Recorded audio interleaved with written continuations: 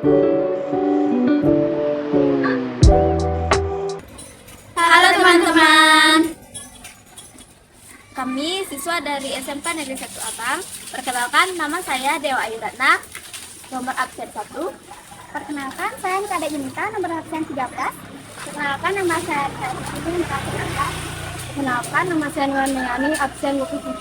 Perkenalkan, nama saya Nikita Yunjantari, absen 14. Perkenalkan, nama saya Ninyoma Istriani, absen 23. Kita dari kelas 11 AKL 1.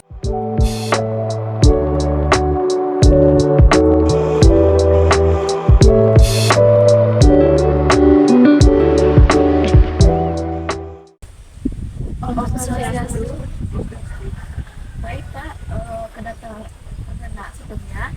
Perkenalkan, kami siswa dari SMK Negeri 1 Abang, lebih tepatnya di jurusan akuntansi.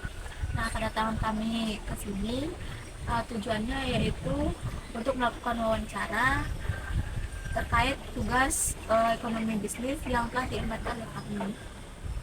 Baik, sebelumnya saya ucapkan selamat datang di pabrik Duku Air Herbal untuk adik-adik semua.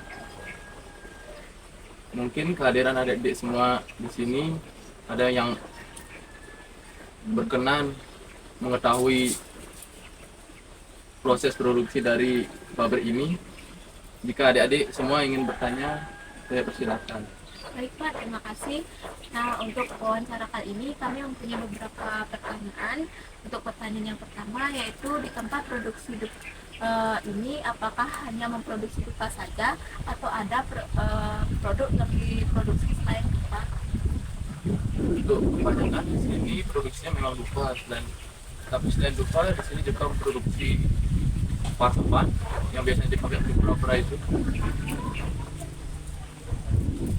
Untuk yang lain saya rasa tidak ada.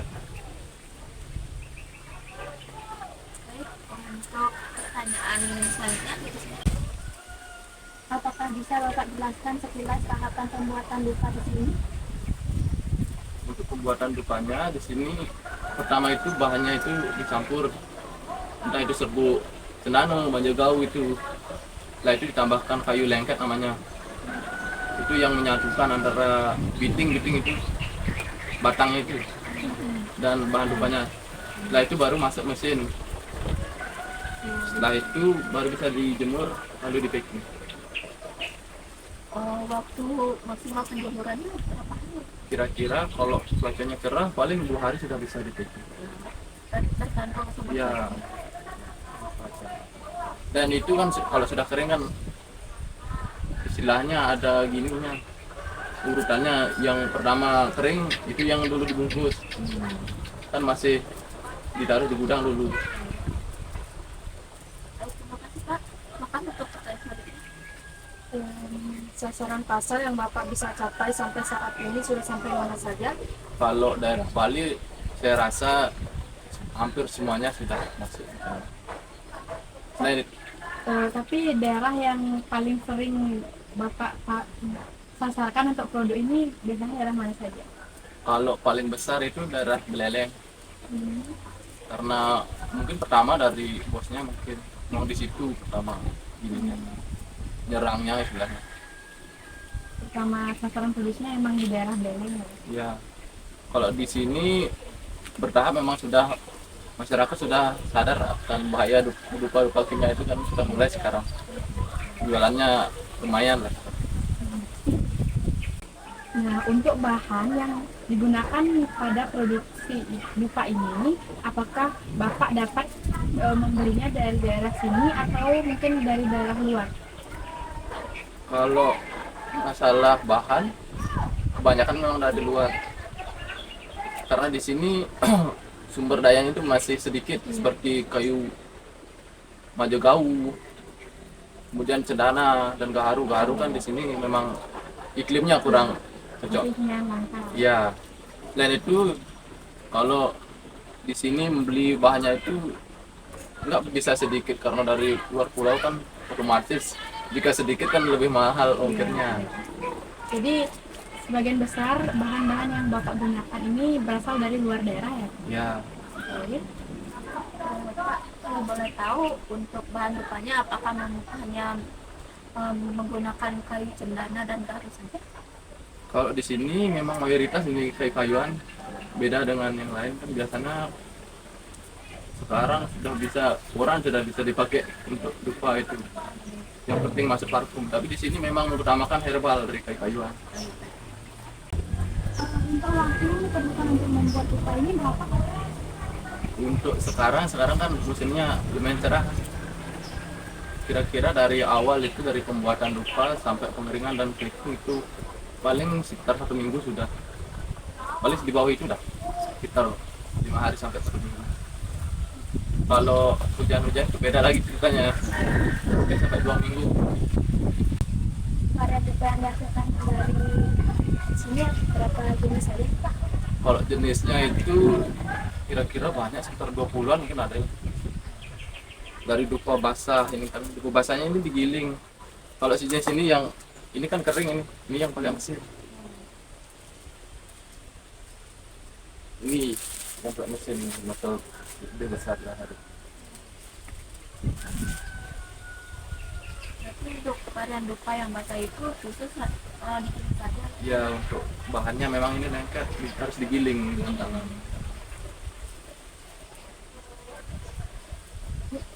Untuk pertanyaan terakhir, bagaimana sih metode pendistribusian atau cara Bapak memasarkan produk dupa ini hingga produk ini bisa terkenal di pasaran? Biasanya kita di sini istilahnya nyeles, nampak ke dagang-dagang pasar. Dan itu kita harus kuasai dagangnya dulu. Karena ini sulit untuk menjelaskan, masyarakat kan banyak yang gini nyari dupa yang harum tapi yang murah gitu. Itu dah problemnya. Dan itu memang kehebatan dupa ini, kalau sekali pakai memang harus pakai ini aja. Karena nggak bisa lagi balik ke kimia. Ini kan sekian, umpama contoh 1 bulan aja ini pakai, nggak bisa pakai dupa parfum. Karena sekali pakai dupa parfum lagi pasti pusing. Karena kan ini bahannya herbal, otomatis kan paru-paru kita kan bersih. Kemudian kita pakai dupa parfum lagi pasti pusing. Memberikan efek khusus ya? Iya memang. Lupa sekiranya itu saja yang kami tanyakan terkait perusahaan yang Bapak ada sekarang. Untuk waktunya kami ucapkan terima kasih. Semoga apa yang Bapak sampaikan tadi dapat memberikan kami pengetahuan, dan untuk teman-teman yang ingin mengetahui tentang dupa herbal. Ya. Nah, sekiranya untuk harga dari tiap-tiap dupa ini apakah bisa dijangkau oleh konsumen, Pak? Kalau menurut saya sangat terjangkau. Tetapi kadang-kadang pemikiran masyarakat itu berbeda. Ini dibilangnya dupa mahal, padahal kalau dibandingkan dengan dupa kimia itu, parfum itu dia menggunakan kalsium. Berat itu otomatis isinya kan lebih sedikit. Sama jatuhnya seperti itu, tapi berbeda gininya di jumlahnya itu. Dia lebih ringan, ini nggak pakai berat. Selain itu kan ini aromanya full dari awal dihidupin sampai akhir, sampai mati dupanya itu aromanya tetap, nggak kayak yang lain. Kalau dupa kimia itu kan mungkin hanya sekitar 10 cm itu bukan parfum, lah itu enggak ada bau. Untuk harga dupa ini sebenarnya terjangkau Pak ya, tapi tergantung pada Pemikiran. persepsi atau pemikiran Ya. masyarakat. Tapi kalau masyarakatnya sudah mengerti, pasti mereka lebih memilih ini. Selain itu kan keunggulannya sudah diketahui. Baik, sebelumnya saya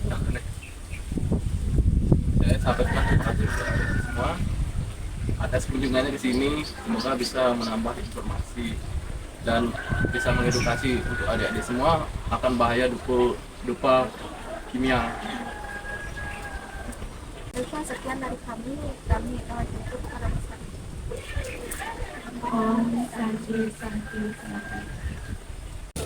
Nah, teman-teman, mau tahu kan gimana sih cara pembuatan dupa air herbal? Kami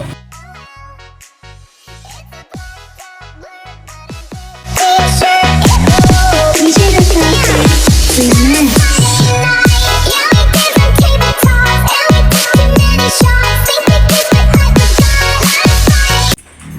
Oke adik-adik, kita telah sampai di ruang produksi. Kita akan lihat bagaimana cara membuat dupa.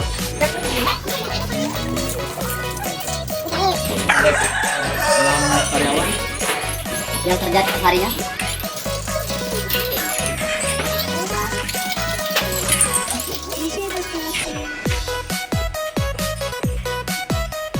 Nah, di sini biasanya kita menumbuh dupa yang telah selesai dicetak.